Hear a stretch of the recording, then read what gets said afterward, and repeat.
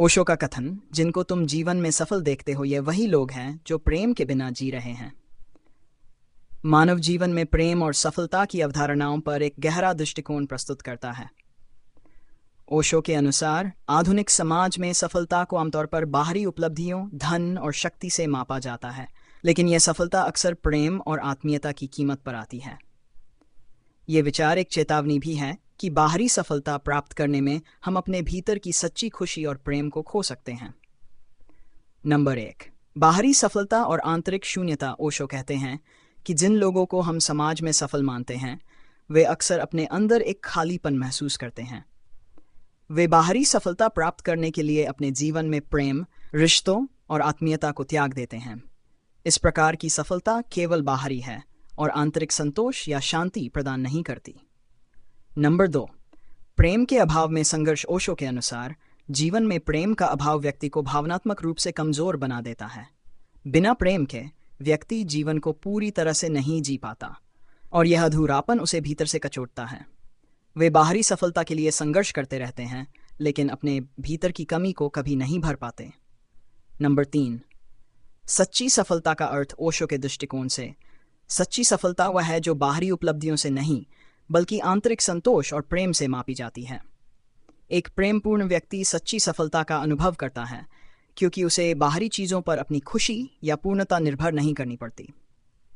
Number 4, अधूरी संतुष्टि और अनिश्चितता। प्रेम के बिना जीवन में सफलता का कोई स्थायित्व नहीं होता।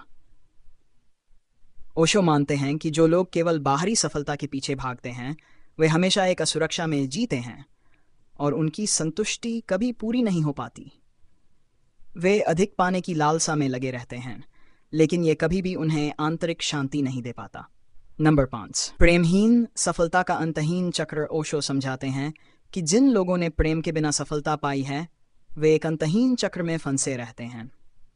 वे अपनी जीवन की सच्ची संतुष्टि और शांति के लिए बाहरी चीज़ों पर निर्भर हो जाते हैं लेकिन इन चीज़ों से कभी भी उनका आंतरिक खालीपन नहीं भरता।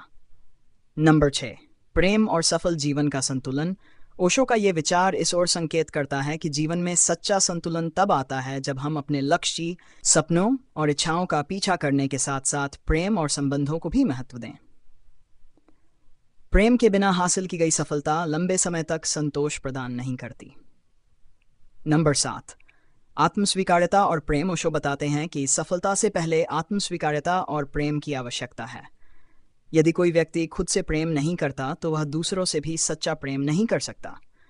इस प्रकार प्रेम वह बुनियादी आधार है जो हमें वास्तविकता का अनुभव कराता है और हमें सच्ची खुशी प्रदान करता है। नंबर 8, प्रेम के माध्यम से सफलता।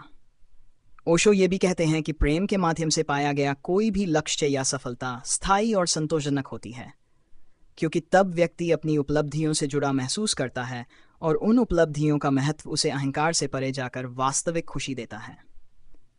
नंबर 9, भीतर से संपन्नता का अनुभव। ओशो का मानना है कि सफलता तब सार्थक होती है जब वह व्यक्ति को भीतर से पूर्णता और संतोष का अनुभव कराए और यह संतोष तभी संभव है जब सफलता के साथ प्रेम और आत्मीयता भी हो।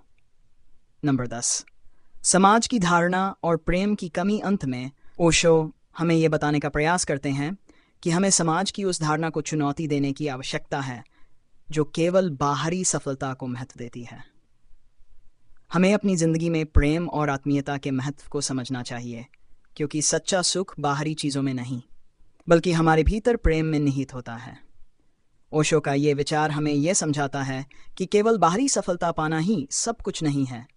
एक संतुलित और प्रेमपूर्ण जीवन ही सच्ची सफलता का प्रतीक है।